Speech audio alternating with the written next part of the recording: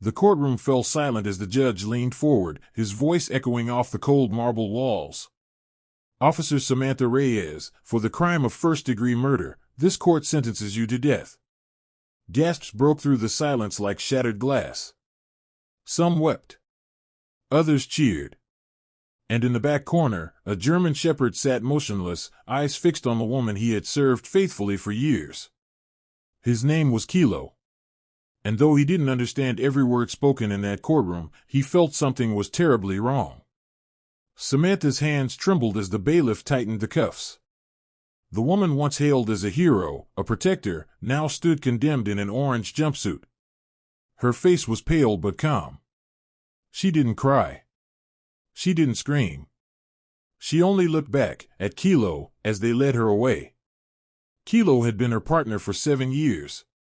Together, they had saved lives, cracked cases, and chased down the worst of criminals. In the precinct, everyone said Samantha and Kilo were two halves of the same soul. Where she went, he followed. Where he stopped, she listened. That kind of bond didn't break easily. But the world didn't care about loyalty. Not after what happened. It started one rainy night in East Brook City. A black teenager named Darren Cole was running down the sidewalk, backpack bouncing, his hoodie soaked. He was late for his shift at the diner. He never made it. Samantha and Kilo were patrolling when they spotted Darren. She claimed he matched the description of a robbery suspect. Dashcam footage showed the lights flashing, the doors swinging open, Samantha shouting commands. Seconds later, Darren lay in the street, lifeless. One bullet. Center chest. The city erupted. Protests surged through downtown. Cries for justice echoed across the nation. The footage went viral. The outcry grew louder when it was revealed Darren had no weapon, just textbooks and a sandwich in his bag. Samantha claimed she feared for her life. She said Darren reached for something in his waistband. The jury didn't believe her. The prosecution called it murder. The judge called it premeditated. And the people? They called for her head. Only Kilo stayed silent. They tried to separate him from her the day after the verdict. He refused to move from her side. When officers tugged on his leash, he growled, not in anger, but in agony. He had never disobeyed an order in his life. But this wasn't disobedience. It was heartbreak. Eventually, Kilo was dragged from the courtroom and reassigned. A new handler, a new precinct, a new life. But he didn't adapt. He didn't eat. He didn't bark. He just stared at doors, waiting for one of them to open and bring her back. And in her cell, Samantha wrote letters, not to her parents, not to the press, but to Kilo. Every week. She told him stories, apologized for leaving him, and thanked him for being her light. She knew he couldn't read, but somehow, it felt like he heard her when she wrote. Then came the day before the execution. As the prison made preparations, one final request from Samantha was approved, to see Kilo one last time. The guards hesitated. The warden almost said no. But something in her eyes, or maybe the silence of her record in prison, made them agree. When Kilo entered the visiting room, something shifted in the air. He paused at the threshold. For a moment, he didn't recognize the frail woman in chains. But then she whispered, "Hey buddy," and his ears perked up. He ran to her, tail wagging with a frantic rhythm, and pushed his head into her lap. She buried her face in his fur, sobbing silently. They sat like that for 30 minutes. Then Samantha said something no one expected. "He's the only one who knows the truth. He was there. He saw everything." The guards didn't react. Just another plea from a condemned soul. But when they went to retrieve Kilo, he did something strange. He growled at them. Not a threat. A warning. And when they pulled him away, he turned his head, locked eyes with Samantha, and barked, one loud, sharp bark, then another. 2 barks. Samantha stood up. He's trying to say something. 2 barks. 2. That's how many people were there. The guards looked at each other, unsure. "Check the street cams again," she said. "He saw someone else." "I swear." They didn't believe her.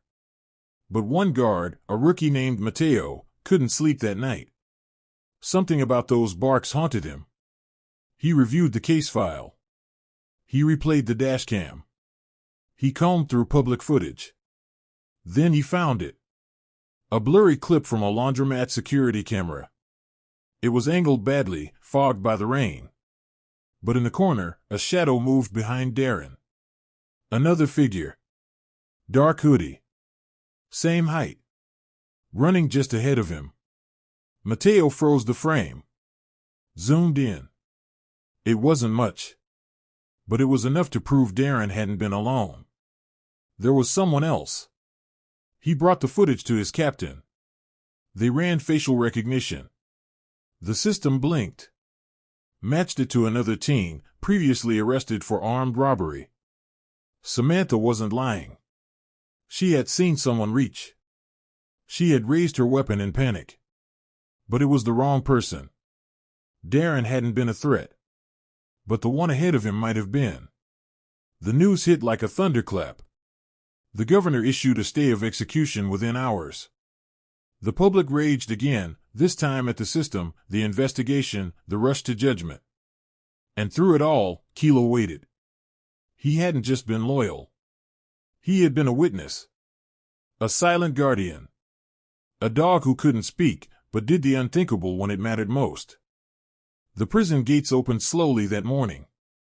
Samantha Reyes stepped out, thinner than she had ever been, her hands shaking slightly. The sun hit her face for the first time in years. Reporters shouted her name. Flashbulbs flickered. But she didn't look at any of them.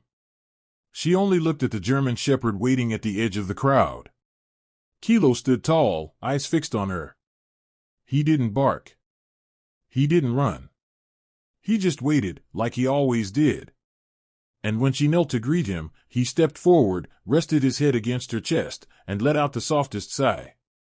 The world may have judged her, hated her, sentenced her, but to him, she had always been more than one moment gone wrong. Samantha whispered, "You saved me." And Kilo, with a slow tail wag, simply leaned closer. The world had changed while she was locked away. The badge she once wore was now a symbol of debate. Protesters still marched, demanding deeper reforms. Some people believed she should have stayed on death row. Others said she was just a scapegoat. But Samantha knew the truth. She hadn't been innocent. Not really. Yes, she hadn't meant to kill Darren. Yes, there was someone else in the shadows. But she had still pulled the trigger. And that bullet ended a life, a good one. A young one. She carried that guilt every day. She would carry it forever. Kilo was placed on leave after the case was reopened. No one could quite decide what to do with a dog who, in his own way, had solved a murder. Some wanted to give him a medal. Others feared the political backlash. But Samantha didn't care about titles anymore. She just wanted to make things right. She moved far from East Brook City, to a quiet town where no one knew her name. The department gave her a small settlement for wrongful conviction. She used almost all of it to start something new, a nonprofit dedicated to helping wrongfully accused teens, especially kids of color. She named it Darren's Voice. And at every speech, every town hall, every classroom talk, Kilo was right beside her. He had changed, too. A little slower now. His black antan coat dusted with gray. But his eyes still watched everything. When troubled boys came to the center, when grieving mothers sat in the waiting room, it was Kilo they reached for first. Somehow, he always knew who needed comfort. People said he was more than a dog. And Samantha agreed. One night, after a long day working with a family who had lost their son to gun violence, Samantha sat on the back porch, looking at the stars. Kilo sat beside her. The air was still. The world, for once, felt quiet. "I can't undo what happened," she said. "But maybe we can stop it from happening again." Kilo looked up, then rested his head on her lap. I should have waited, she whispered. I should have asked more questions. Slowed down. I let fear make the decision for me. She remembered the night clearly now. The rain. The sirens. The flash of movement. The panic. And then she remembered what Kilo had done that night. Before she pulled the trigger, he had barked. Not his usual bark, it was short, clipped, hesitant. She hadn't listened. Maybe if she had paused, maybe Darren would still be alive. The thought broke her all over again. But this time, she didn't cry.